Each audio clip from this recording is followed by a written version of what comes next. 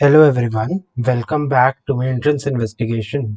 This is Sambhav here, and in today's video we're going to solve this problem. This problem is from the chapter probability, and I hope आप लोगों के इस question को करने के बाद जो बेसिक एलिमेंटल प्रोबेबिलिटी के कॉन्सेप्ट्स होते हैं वो काफ़ी हद तक क्लियर हो जाएंगे.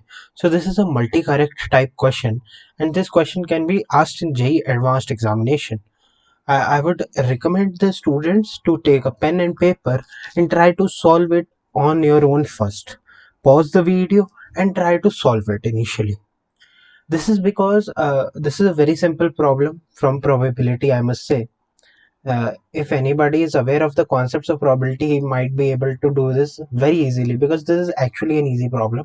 As I already mentioned, that JEE Advanced focuses more on conceptual thinking and how a person can, or a student, JEE Advanced or IITs ask a student to be much particular in concepts. A student should be aware of the concepts and he must be able to brainstorm over those concepts, and that is what makes this exam very special, and that is why this question is being asked to you guys.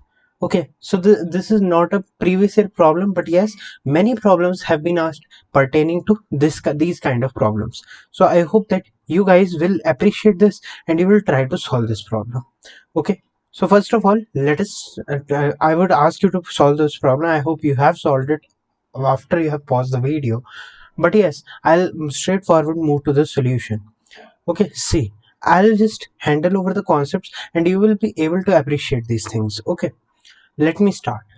Okay, first of all, हमारे पास जो पहला concept है कि probability of A given that B has occurred, इसका मतलब होता है कि probability of A intersection B over probability of B. This is the standard thing that you guys must be aware of. So what does probability of A intersection B means? Probability of A intersection B means is probability of B times probability of A given B has already occurred. Okay, so you can write these two things are equivalent statements and you can definitely write them. Okay, so this is a thing that you must remember. Okay, and for the case of independent events, I'm just recalling some of the basic concepts that you guys would require in this problem. So for independent events, okay, so for independent events, I must say that for independent events, we know that probability of A given B has occurred implies that it doesn't matter whether B has occurred or not, which means that we don't require the concept that B has occurred or B has not occurred. It doesn't matter to me, so it will simply be probability of A. Okay, so for whenever you are asked to check independent events, like it has been asked in this first statement, so I'm just recalling these things.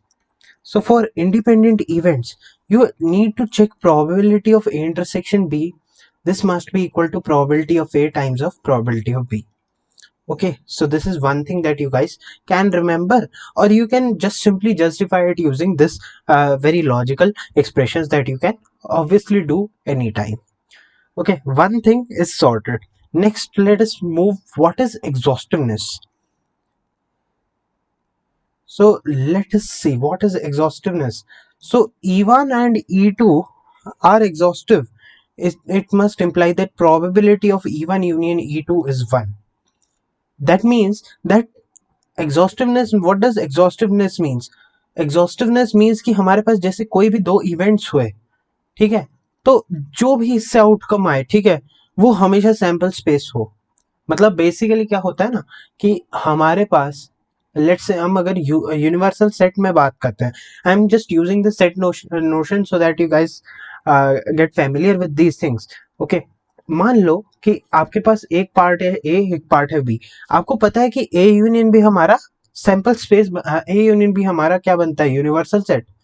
तो probability of anything occurred, ठीक है, हमारे पास universal set, when we talk about probability that is the sample space. ठीक है, तो हमारा सारा सैंपल स्पेस कवर हो जाए, उसकी क्या प्रोबेबिलिटी है, that is the entire thing. So probability of E1 union E2 should be 1 for exhaustiveness. Okay, I think this must be quite clear, and this must be very simple, because E1 union E2 probability should be 1.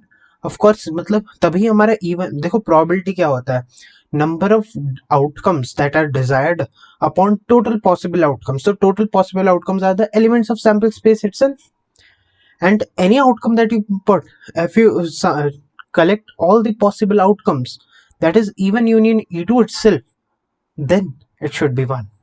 Okay, so that would be of course the sample space. So I don't think that you guys need any more explanation. You're quite brilliant kids, I guess. And yes, you are watching this video, so I hope you have been solving many problems, because I stress upon that only. Anyways, we won't discuss that thing currently. Let us try to understand what is the third thing. E2 is twice as likely to occur as even. Yes, you guys know. And you can definitely find it. And what is the probability of events e1 intersection e2 even e2 are in gp? You can definitely check. So let us move to how we can solve this problem. I've illustrated all the concepts that would be required for solving this problem, and I hope that you guys are aware of these now. Okay, so let me start with this. Okay, so I have been given that p of e1, that is probability of e1 occurring, is given to be 1 by 4. Great. Probability of e2 given that e1 has occurred. Okay, so this is in that notion only. So this is half, and probability of e1 given e2 has occurred, it is equal to 1 by 4. So now let us try to judge what are the actual probabilities possible. So I know that probability of e2 given e1 has already occurred. I can write it as probability of e2 intersection e1 over probability of e1, that is half. I know the probability of e1, that is 1 by 4. I can simply just substitute it, and I'll get probability of e1 intersection e2 is equal to 1 by 8. I hope that this must be clear to the students. So viewers, one thing that you know about it now. Now, from this illustration, from this very expression, you understood that probability of e1 intersection e2 by probability of e2 is given out to be 1 by 4. Now, can't you find probability of E2 from here? Definitely, you must be able to find it. Okay, so I'll just illustrate it. So, probability of E2 will be equal to 4 times the probability of E1 intersection E2. So, this will be half. Straightforward. We've got probability of E1, we have got probability of E2. We have got our desired probabilities. We have got probability of E1 intersection E2. Now, let us get to the options now. So, first option. What does our first option demand? E1 and E2 are independent.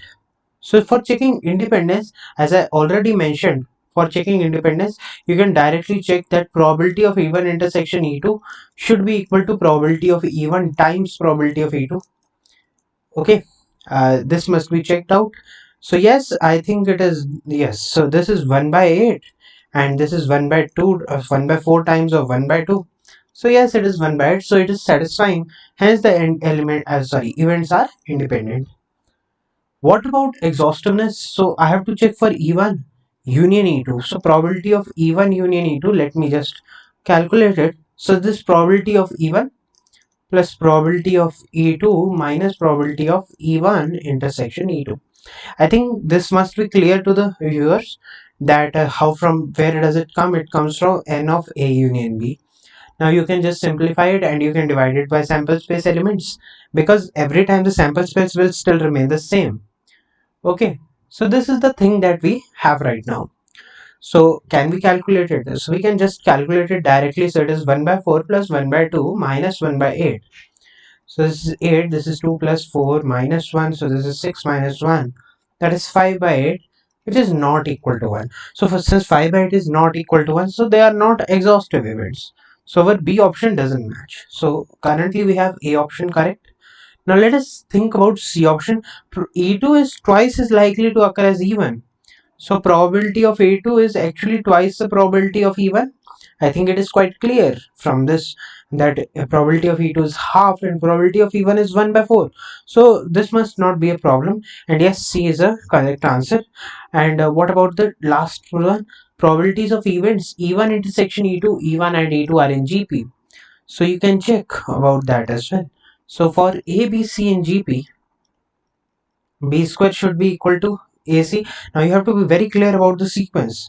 Okay, you have to be very clear about the sequence that which number is coming first, because अगर यहाँ पर even पहले हम consider कर लेंगे तो then the equation, this ABC वाली expression, that will change accordingly.